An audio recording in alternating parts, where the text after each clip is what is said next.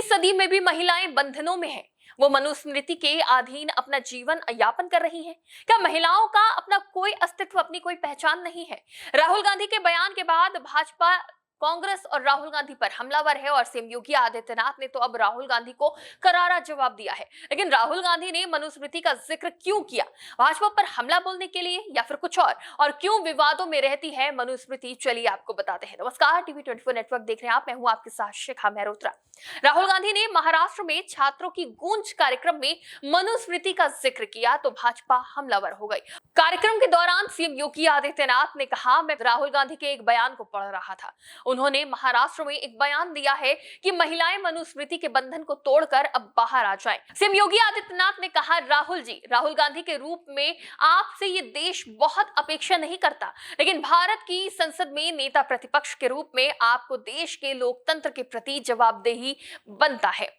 संविधान की शपथ लेकर आप भारत की परंपरा को, विरासत को कोसना अपना जन्मसिद्ध अधिकार समझते हैं। आप उत्तर प्रदेश के बाहर जाते हैं, उत्तर प्रदेश को अपमानित करते हैं और भारत के बाहर जाते हैं तो भारत का अपमान करते हैं। आतंकवाद के खिलाफ देश की लड़ाई में देशद्रोही तत्वों को आप प्रत्यक्ष और अप्रत्यक्ष रूप से प्रोत्साहित करते हैं। सीएम योगी आदित्यनाथ ने आगे कहा, अयोध्या में प्रभु श्री राम के अस्तित्व पर आपकी पार्टी प्रश्न खड़ी करती है और लोकतंत्र के प्रति आपकी निष्ठा क्या है? ये तो देश ने 1975 में आपातकाल के काले साए को देखा है। सीएम योगी आदित्यनाथ ने कहा, आप मनु पर या भारत की विरासत पर टिप्पणी करते हैं और अगर मनु को जानना है तो आप अथर्ववेद पढ़िए, आपको सारी जानकारियां मिल जाएंगी। दरअसल राहुल गांधी ने शनिवार को महाराष्ट्र में छात्रों की गूंज कार्यक्रम आयोजित किया, जहां उन्होंने महिलाओं को मनुस्मृति से बाहर आने को कहा। राहुल गांधी ने मनुस्मृति में महिलाओं के बारे में लिखे गए एक उदाहरण को शर्मनाक बताया। उन्होंने कहा कि महिलाएं किसी के अधीन नहीं हो सकती हैं। राहुल गांधी ने कहा, एक समय है और काफी बड़ी समस्या है। जब भी मैं पुरुषों से बात करता हूं, महिलाओं को 3 बॉक्स में रखा जाता है। महिलाओं को बेटी, पत्नी या मां के रूप में, मां, पत्नी और बेटी के रूप में देखे जाने में कोई बुराई नहीं है, लेकिन सिर्फ यही एक आपकी पहचान नहीं हो सकती।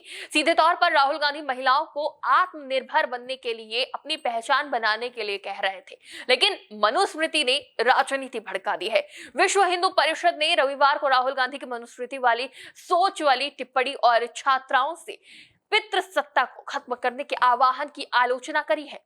विहिप ने सवाल किया कि क्या कांग्रेस नेता दूसरे धर्मों में महिलाओं के बारे में कही गई बातों को भी सार्वजनिक रूप से बताने की हिम्मत दिखाएंगे?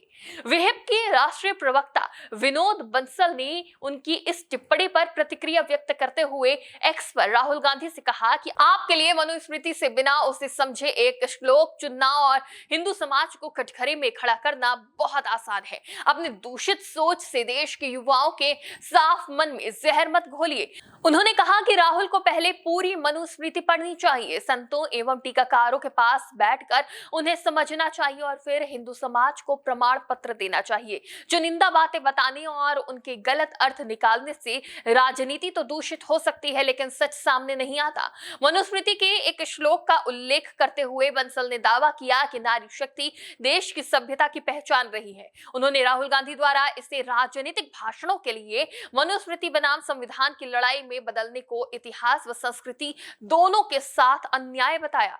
मनुस्मृति को अलग अलग इतिहासकारों ने अपनी अपनी तरह से बताया है। बताया जाता है कि इस किताब की रचना ईसा के जन्म से 200 से 300 साल पहले शुरू की गई थी। इसके 12 अध्याय हैं, जिनमें पहले अध्याय में प्रकृति के निर्माण, 4 युगों, 4 वर्णों, उनके पेशों, ब्राह्मणों की महानता जैसे विषय शामिल किए गए हैं। दूसरे अध्याय में ब्रह्मचर्य और अपने मालिक की सेवा पर आधारित है। तीसरा अध्याय में शादियों की किस्मों, विवाहों के रीति रिवाजों और श्राद्ध यानी कि पूर्वजों को याद करने का वर्णन किया गया है। चौथे अध्याय में गृहस्थ धर्म के कर्तव्य, खाने या ना खाने के नियमों और 21 तरह के नरकों का जिक्र भी है। 5वें अध्याय में महिलाओं के कर्तव्यों, शुद्धता और अशुद्धता आदि का वर्णन किया गया है। 6ठे अध्याय में एक संत और 7वें अध्याय में एक राजा के कर्तव्यों का जिक्र है। 8वें अध्याय में अपराध, न्याय, वचन और राजनीतिक मामलों आदि पर बात करी गई है। 9वें अध्याय में पैतृक संपत्ति, 10वें अध्याय में वर्णों के मिश्रण, 11वें अध्याय में पाप कर्म और 12वें अध्याय में 3 गुणों व वेदों की प्रशंसा की गई है। यही रूपरेखा है मनुस्मृति की, लेकिन कई लोग इसका विरोध करते हैं। लोगों को ये समझने की जरूरत है कि ये किताब उस समय लिखी गई जब लोगों में ना ज्यादा शिक्षा थी और ना ही ज्यादा जागरूकता थी और ना ही सही नियम कानून थे। ऐसे में इसे उस दौर के नियम कानून माना जा सकता है, लेकिन आज के वक्त में हर व्यक्ति आजाद है।